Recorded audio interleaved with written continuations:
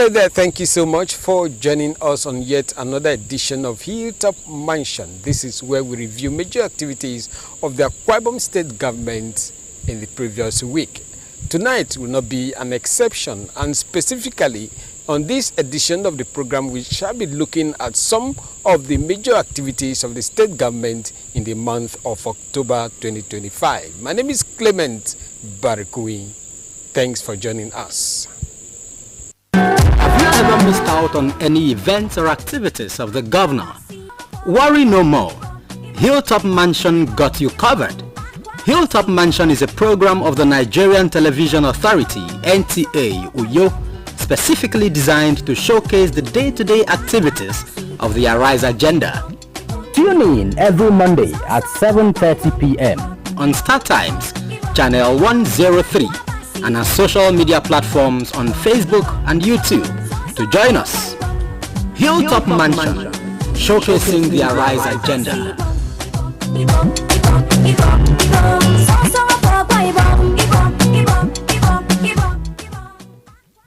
The first event we have for you this week is a Kasiko on Governor Bueno by the Assistant Inspector General Police Zone 6. I was equally informed of the solarization. You solarize, I think, all the divisional headquarters.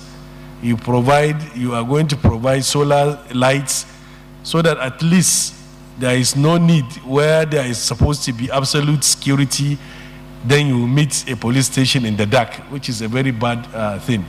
So as far as I'm concerned, as I know, Akwa Ibom State is the only state that is doing this thing as of now.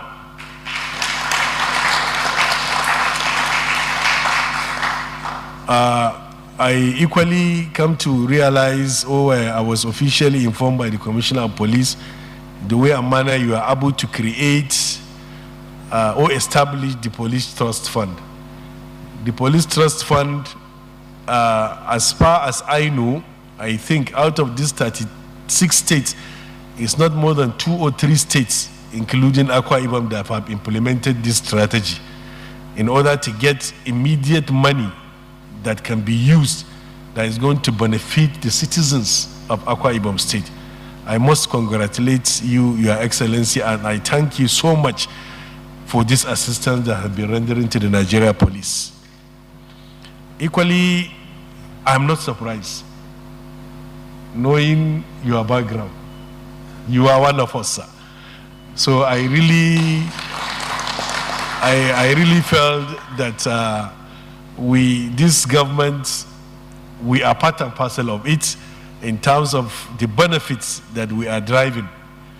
And I pray that the assistance and the cooperation will continue to be rendered to us with all the intention of getting Akwa Ibom safe and secure for the people of Akwa Ibom State. You're doing a great job. Sometimes when I drive through checkpoints, I stop and appreciate those police officers. The reason for that is not because I'm doing politics, but because my father used to stand on a road like that, under the rain, under the sun, and he leaves home, you don't know if you will see him again. So when you see them, you know they are doing a good job. People may complain, but I pray the police don't go on strike for one day. Then we'll know that the police service is important. So we thank you. And like I've said, some of the things you've mentioned, it is a responsibility we must jointly do to ensure that our city is safe. The Command and Control Center is almost ready. We're working hard. We hope we should be able to invite the Inspector General of Police soon to come and commission it. And we're also going to invite you soon to flag off the counter-terrorism unit barracks we are building in Surubium local government area. We've pursued it for a while. We just got through with the the land, and the contract will soon be awarded. The light-up police stations, in my estimation, is a project that I feel we must do. Let's put solar panels, light up all of our police stations to ensure that, you can't leave the people providing us security in darkness. And we think we should be able to accomplish that. Work, I know, is at an advanced stage, and very soon we'll be reporting the completion of that assignment. Generally, Akwa Ibom is peaceful, and that is intentional and very deliberate. Like I said, it is because of the hard work of the Nigerian police force and other security agencies, led of course by the CP, who has always responded to us. And the CP also, I must note, has made use of funds available to him judiciously. And I'm very thankful. Not too many people will admit that government gives allowances. Not too many people will admit that we do fuel. All you always hear is that nothing. Even among government appointees, they keep telling you there is nothing. But they are building houses, buying cars, but there's nothing. So for me, I thank you. It shows that you are bold enough to recognize the little things we are doing. And because you've recognized those little ones, Bible said, to him that is faithful in little, the more shall be given. I can tell you, we will continue to support you.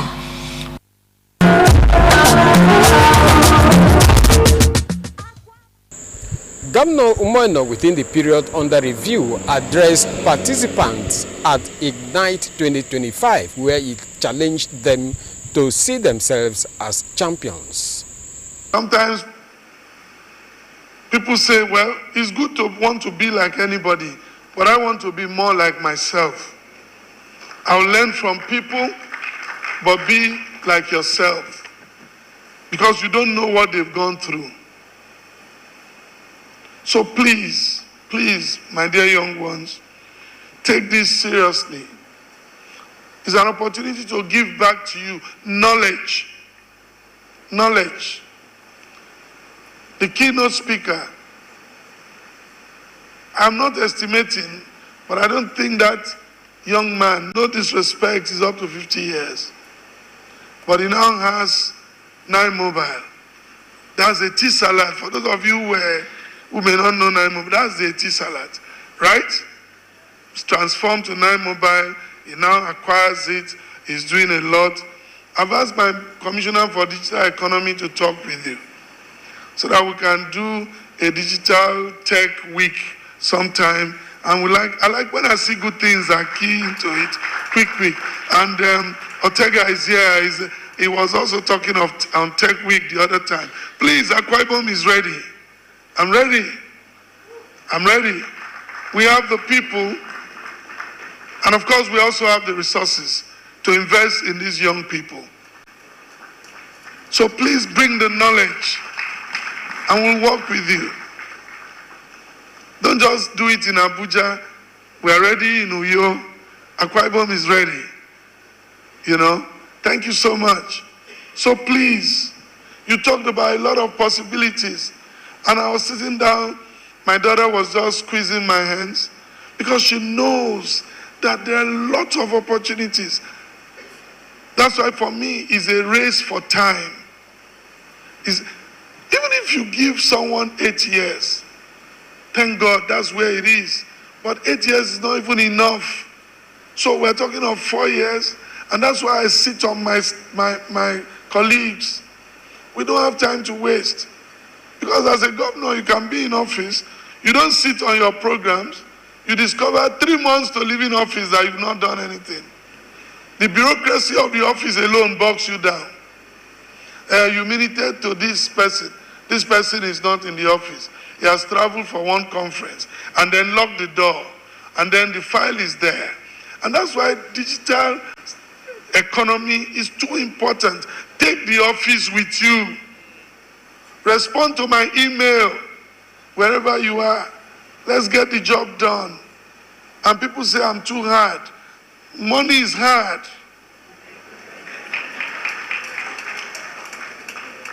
Money is hard. In fact, they call dollars hard currency. So, so we must be able to achieve. And I believe that in 4 years, we can plan, and we are planning, we are doing the best we can. Anywhere we see issues, we try to tackle it headlong. We've just declared an emergency in health, not because we don't have hospitals. In every local government area today, we have at least a primary health care, a model one. But we lack human capital. And it's not an Akwa Ibom problem, it's a Nigerian problem. So we've taken some measures. I think by next week I'm going to receive a brief of what we have to do to make the place conducive. But I can promise you, when we finish, I'm sure the brain drain will be coming down to Uyo, because we are going to have personnel.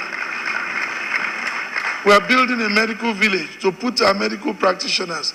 We'll give them, again, talking about cars, give them good cars. What are they going to look for? Is it not a good condition of service? Give them the good condition of service and bring them back home. And if they want to go and work abroad, it's still their choice. We're going to bring equipment. We're going to partner with international agencies. And when they look at the benefit analysis, and if they make 1 million naira elsewhere for argument, and they tax them 600,000 naira, and 400 is left, and they do 3, 4, 5 jobs, and can't sleep, and they are taxing them, and here we are not taxing too much, and they see the difference, then they will know it's better to stay here.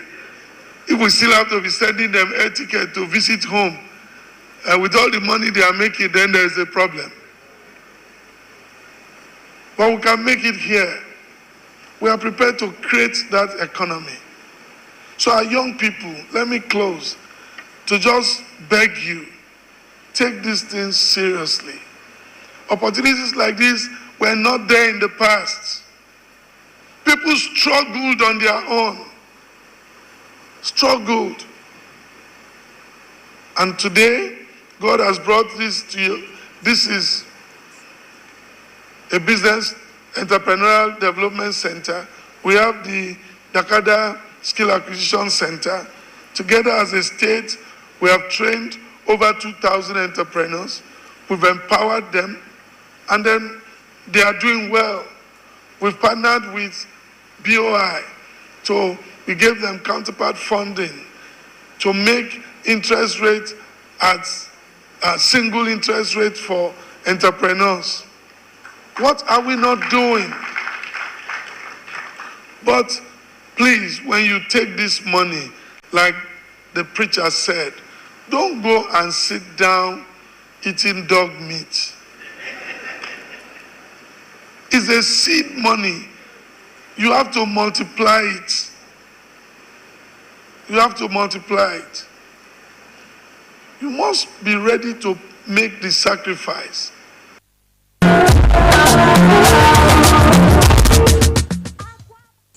In the month of October, the State Executive Council met and several key decisions were taken.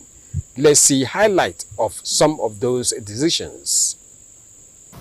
In a bid to realign and update ministerial responsibilities as well as resolve areas of overlap, the Governor in Council approved the composition of a special committee to implement the realignment and update exercise. The committee has the Secretary to Government, Prince Enobanwa, as chairman. Other members are the head of the Civil Service, the Executive Assistant and Chief Delivery Advisor, the Honorable Attorney General and Commissioner for Justice, the Solicitor General of the State, and the Managing Director of ACICOB. The committee has 6 weeks to submit its report to ESCO. In giving effect to the promotion of justice, social welfare, safety, and security management components of the ARISE agenda, the Executive Council considered and approved a memo for the establishment of the Office of the Public Defender under the Ministry of Justice. The essence of the Office of the Public Defender, OPD, are to, amongst other things, provide free legal representation to indigent residents in cases to ensure that they receive fair treatment under the law, reduce the number of suspects detained without trial, protect the rights of vulnerable members of the society, educate citizens on their legal rights and obligations, and promote, following the review of the report of the Interministerial Committee on the implementation of the state of emergency declared in the health sector, the Executive Council considered and approved the projects and programs, including timelines, especially the engagement and recruitment of doctors and other medical professionals in the sector, the increase in special peculiar allowances for doctors and medical personnel, skipping policy for the health sector, evaluation and completion of bill of quantities for phase 1 of the rehabilitation of selected hospitals and primary health care facilities across the state within 2 weeks from today, to enable the health infrastructure interventions to commence by November 1, 2025. In its drive to improve the standard and quality of teachers' education in line with the human capital development aspect of the ARISE agenda, the Executive Council received and adopted the memo for the upgrading of the College of Education reference to Akwa Ibom State University of Education, and approved same for regularization without recourse to ESCO. The Executive Council considered several reports and memos and ratified several finance and general purposes committee memo on various ongoing projects in the state to ensure their speedy completion. So it's an exciting moment for us. Starting November 1st, the governor has directed in council that we should start the physical upgrade of selected hospitals across the 3 senatorial districts.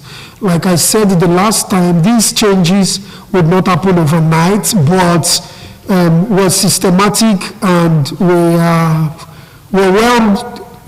crafted a well-thought-out strategic roadmap, and that is the roadmap that the governor approved today in council. So for me, I'm excited because today, with the approval gotten by given by His Excellency the Governor, doctors in Akwa Ibom would earn more than what is paid in many other places.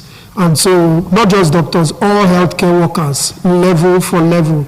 And so, what more can I say as a Commissioner for Health other than thank His Excellency for his benevolence and his thoughts about the health and well-being of the people.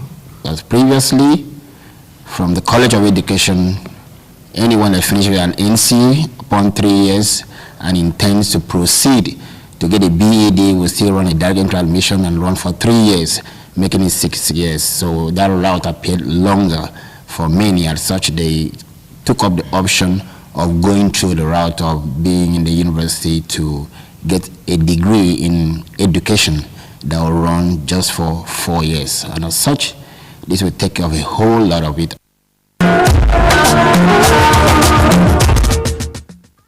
Up next is a special session with the Managing Director and Chief Executive Officer of the Akwa Ibom Investments Corporation, Mr. Imobasi Jacob.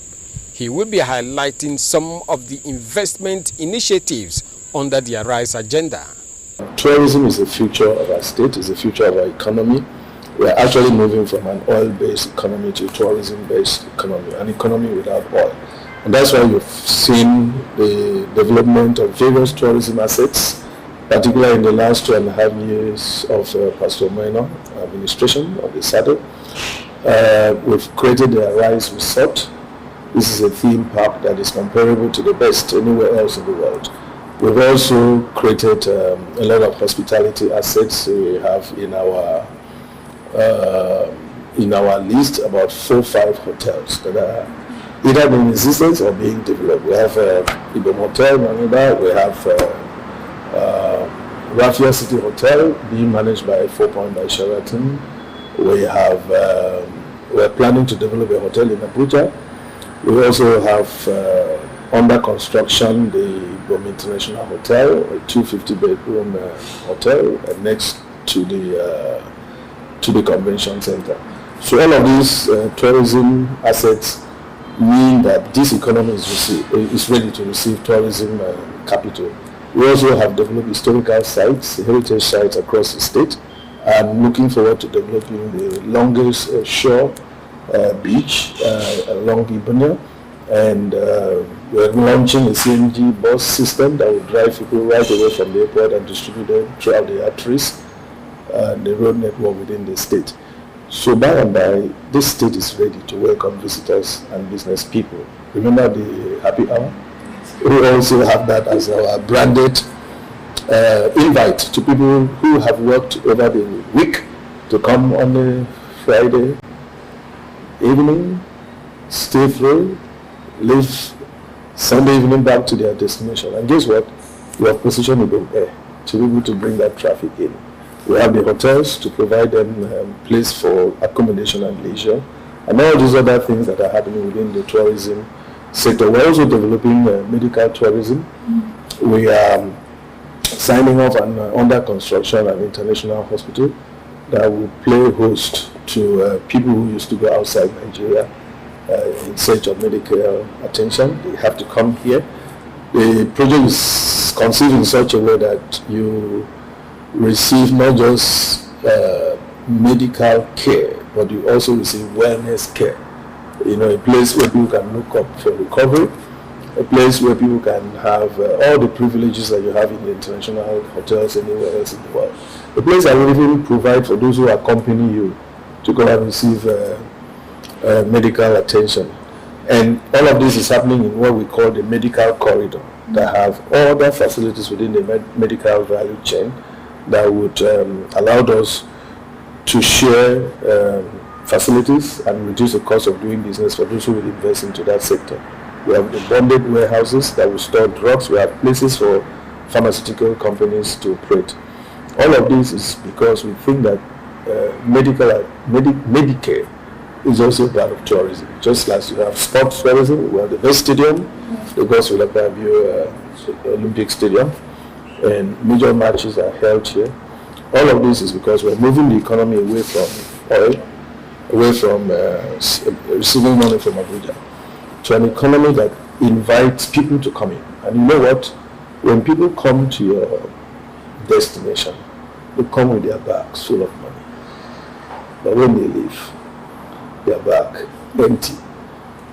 That's what will fuel the economy. The guy sitting on the roadside selling popcorn is a beneficiary of this. The guy providing transportation services, taxi system is a beneficiary for this. The hotels can tell you that already they're doing well because we have opened the economy up through Ibom Air.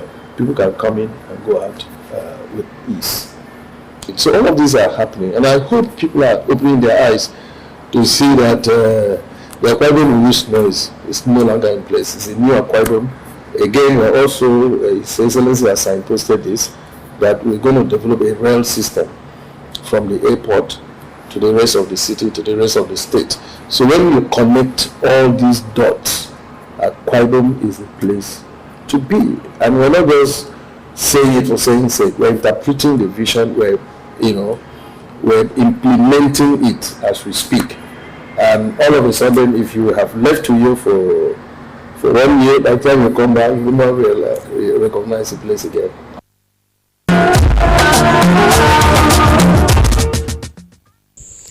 And on that note, we end this week's edition of the program. Thank you so much for always being there. Don't forget to join us once again, same time, same station, when we shall be bringing you yet another thrilling moment on Hilltop Mansion. I remain Clement Barikui. Do have a lovely night rest.